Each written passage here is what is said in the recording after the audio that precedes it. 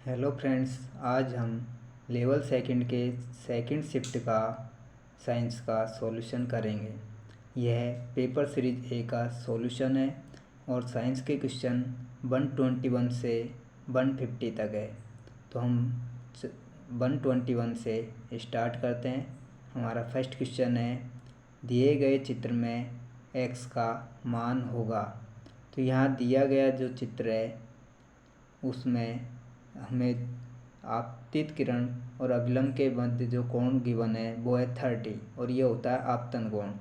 और अभिलंब और परावर्तित किरण के मध्य जो कोण है वो x है। यह हमें ज्ञात करना है। तो परावर्तन का नियम होता है आपतन कोण बराबर परावर्तन कोण, कोण I बराबर कोण R।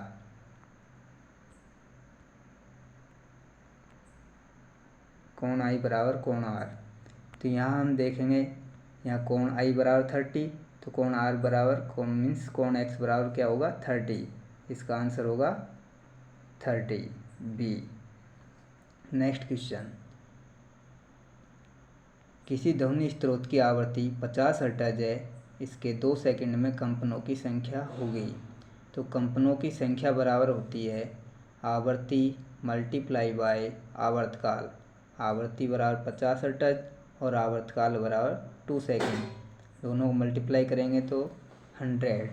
इसका आंसर होगा C 100। नेक्स्ट क्वेश्चन है, LED प्रकाश उत्सर्जित करती है केवल हरा रंग, केवल लाल रंग, केवल पीला रंग, ये सभी। तो LED ये सभी प्रकार के रंग उत्सर्जित करती है। इसका आंसर होगा D ये सभी। नेक्स्ट क्वेश्चन, निम्नलिखित में से कौन सौर परिवार का सदस्य नहीं है? क्षुद्रग्रह, उल्काएँ, उपग्रह, धूमकेतु। तो यहाँ उल्काएँ B सौर परिवार का सदस्य नहीं है। इसका आंसर होगा V। नेक्स्ट क्वेश्चन, प्रयोगशाला विधि किस सिद्धांत पर आधारित है? देखकर सीखना, करके सीखना, रटकर सीखना, इन सभी। प्रयोगशाला विधि करके सीखने पर आधारित है क्योंकि इसमें बच्चे प्रयोगशाला में प्रयोग करके सीखते हैं। इसका आंसर होगा V। नेक्स्ट क्वेश्चन, निम्नलिखित में से संश्लेषित रेशा है? नायलॉन, कपास, ऊन, रेशम। तो यहाँ कपास, ऊन और रेशम ये तो हम प्राकृतिक रूप से प्राप्त करते हैं, तो इसका आंसर होगा A nylon. Next question, potassium तत्व का प्रतीक है P तो फास्फोरस का प्रतीक होता है, PO पोलेनियम का प्रतीक होता है, PT प्लेटिनम का प्रतीक होता है। तो यहाँ पोटेशियम का प्रतीक होगा K, तो इसका आंसर होगा D। Next question, aluminium nitrate का रासायनिक सूत्र है AlNO3, AlNO3 का होल ट्वाइस, Al3NO3 का होल ट्वाइस, Al2NO3 का होल थ्राइस। तो यहाँ पे Al होता है Al+3 में और NO3 होता है -1 में। तो इसका सूत्र होगा एल्यूमिनियम नाइट्रेट का AlNO3 का whole twice B। Next question, निम्नलिखित में से कौन सा मिश्रण निष्पावन विधि द्वारा पृथक किया जा सकता है? तो निष्पावन विधि में हम क्या करते हैं कि हवा के माध्यम से हल्के कणों को भारी कणों से पृथक करते हैं। तो एक अन्य कण तथा भूसे का मिश्रण, अन्य कण तथा कंकड़ का मिश्रण, गीली मिट्टी तथा कंकड़ का मिश्रण, मिट्टी तथा पानी का मिश्रण। तो हम अन्य कण तथा भूसे के मिश्रण को हवा के द्वारा हल्के कणों को भारी कणों से पृथक कर सकते हैं। तो इसका आंसर होगा A। नेक्स्ट क्वेश्चन, निम्नलिखित में से संश्लेषित सूचक है? लिटमस, हल्दी, गुड़हल की पंखुड़ियाँ, फिनोप्थलीन। तो यहाँ लिटमस, हल्दी और गुड़हल की पंखुड़ियाँ तो हम प्राकृतिक रूप से प्राप्त करते हैं, जबकि फिनोप्थलीन क्या होता है कृत्रिम रूप से प्राप्त करते हैं, और कृत्रिम को ही क्या बोलते हैं हम? संश्लेषित। इसका आंसर होगा D फिनोप्थलीन। नेक्स्ट क्वेश्चन, हरित गृह गैसों का युग्म है O2 तो हमारी प्राणवायु होती है, ये तो हरित गृह गैस नहीं होती। CO2 नहीं, CO2 N2O N2CH4 O2H2O। तो O2 और N2 हरित गृह गैस नहीं होती, इस कारण ए सी और डी तो इसका आंसर नहीं हो सकता। तो इसका आंसर होगा बी, CO2 और N2O, कार्बन डाइऑक्साइड और नाइट्रस ऑक्साइड, इसका आंसर होगा बी।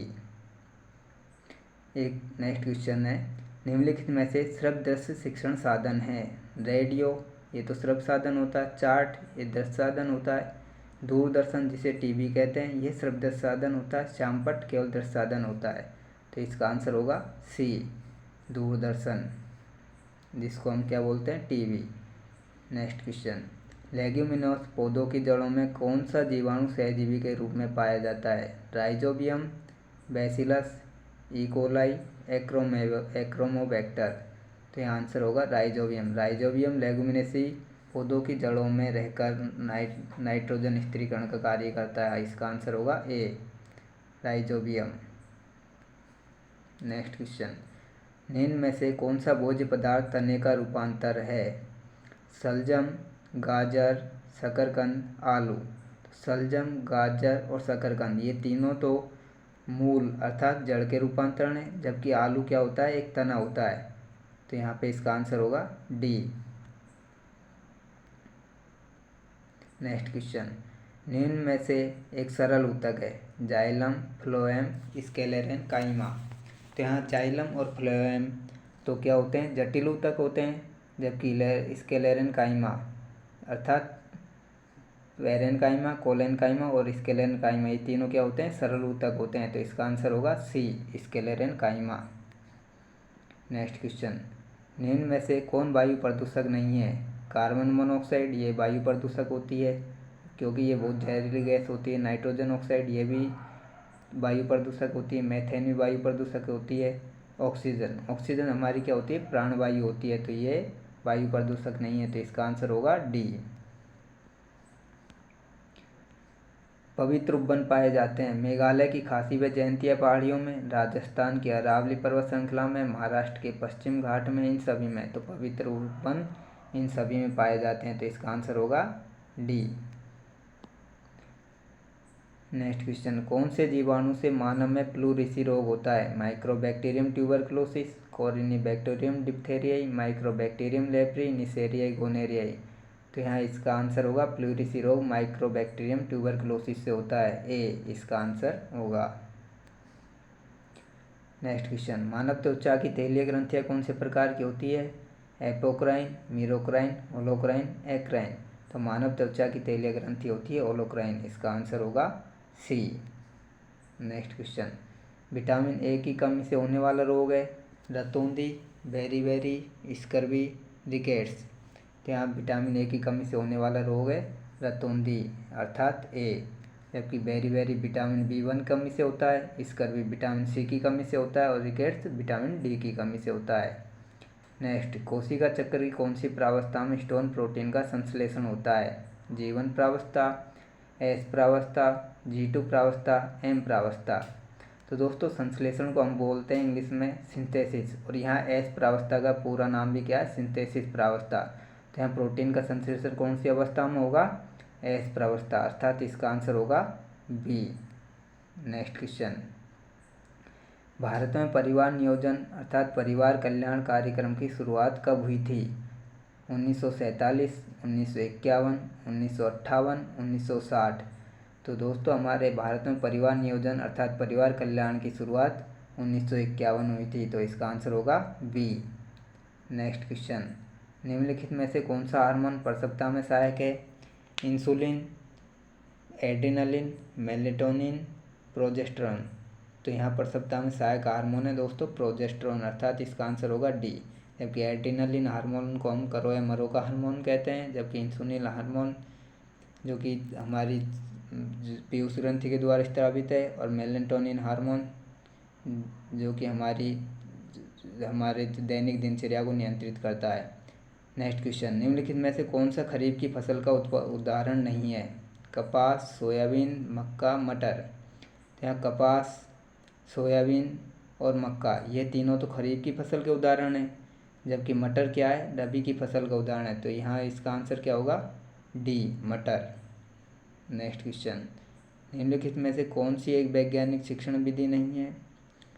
कहानी विधि, मूल्यांकन विधि, मनोदैहिक विधि, प्रश्नावली विधि। तो दोस्तों यहाँ वैज्ञानिक शिक्षण विधि नहीं है, कहानी विधि वैज्ञानिक शिक्षण विधि नहीं है। तो इसका आंसर होगा ए। नेक्स्ट क्वेश्चन, मूल्यांकन का मुख्य उद्देश्य है शिक्षार्थियों की त्रुटियां निकालना, शिक्षार्थियों की उपलब्धियों को मापना, शिक्षार्थियों को प्रोन्नति प्रदान करना, सीखने की कमी का निदान एवं उपचार करना। तो मूल्यांकन का मुख्य उद्देश्य होता है सीखने की कमी का निदान एवं उपचार करना, अर्थात इसका आंसर होगा डी। नेक्स्ट क्वेश्चन, कौन सी शिक्षण सहायक सामग्री श्रव्यदर्शी उपकरण में सम्मिलित नहीं है? तो चलचित्र श्रव्यदर्शी होती है, टेलीविज़न ये भी श्रव्यदर्शी, लैपटॉप भी श्रव्यदर्शी, अर्थात इनमें हम सुन भी सकते हैं और देख भी सकते हैं। जबकि चित्र विस्तारक यंत्र जिसे हम लोग एपिडाइस्कोप कहते हैं वो केवल क्या होता है, दृश्य होता है, अर्थात इसका आंसर होगा डी। नेक्स्ट क्वेश्चन, घर्षण बलों का सही घटता क्रम है ए लोटनिक स्थैतिक सर्पी, लोटनिक सर्पी स्थैतिक, स्थैतिक लोटनिक सर्पी, स्थैतिक सर्पी लोटनी। तो इसका आंसर होगा डी, स्थैतिक सर्पी और लोटनिक, अर्थात सबसे अधिक घर्षण बल होता है स्थैतिक अवस्था में, उससे कम सर्पी में और सबसे कम लोटनिक अवस्था में। तो इसका आंसर होगा डी। नेक्स्ट क्वेश्चन, एक वस्तु आर त्रिज्या के वृत्त पर गतिमान है, जब यह अर्धवृत्त पूरा करती है तो इसके द्वारा तय की गई दूरी पर विस्थापन होगा। तो दोस्तों पूरी दूरी में हम लोग उसकी कुल तय की गई दूरी को देखते हैं। ये हमारा अर्धवृत्त है, तो इसमें कोई भी व्यक्ति यहाँ से चलना स्टार्ट करता है और यहाँ से यहाँ तक चलता है, तो यहाँ तक वो अर्ध परिधि के बराबर की दूरी तय करता है। तो अर्ध परिधि का मान क्या होता है, पाई आर। तो इसके द्वारा तय की गई कुल दूरी तो क्या होगी, पाई आर। जबकि विस्थापन होता है दो बिंदुओं के बीच की सीधी दूरी या न्यूनतम दूरी। तो है इनके बीच की सीधी दूरी क्या है, ये है, जो कि ये किसके बराबर है, इसके व्यास के बराबर। और व्यास क्या होता है, त्रिज्या का दुगना, अर्थात 2r। तो इसका मान हो, तो इसका आंसर होगा C, pi r by 2r। Next question, लकड़ी के एक चम्मच को आइसक्रीम के प्याले में डुबोया जाता है, इसका दूसरा सिरा विकिरण की प्रक्रिया के कारण ठंडा हो जाएगा, संवहन की प्रक्रिया के कारण ठंडा हो जाएगा, चालन की प्रक्रिया के कारण ठंडा हो जाएगा, ठंडा नहीं होगा। तो इसका आंसर होगा डी, ठंडा नहीं होगा, क्योंकि लकड़ी एक क्या होती है, ऊष्मा की कुचालक होती है। इस कारण से लकड़ी में किसी भी प्रकार की ऊष्मा का संचरण नहीं होगा और उसमें कोई प्रभाव नहीं पड़ेगा, अर्थात इसका आंसर होगा डी, ठंडा नहीं होगा। दोस्तों इस प्रकार हमारे साइंस के लेवल 2 के सेकंड शिफ्ट के 30 क्वेश्चन होते हैं। अब हम नेक्स्ट वीडियो में लेवल सेकंड के थर्ड शिफ्ट के साइंस के क्वेश्चन देखेंगे।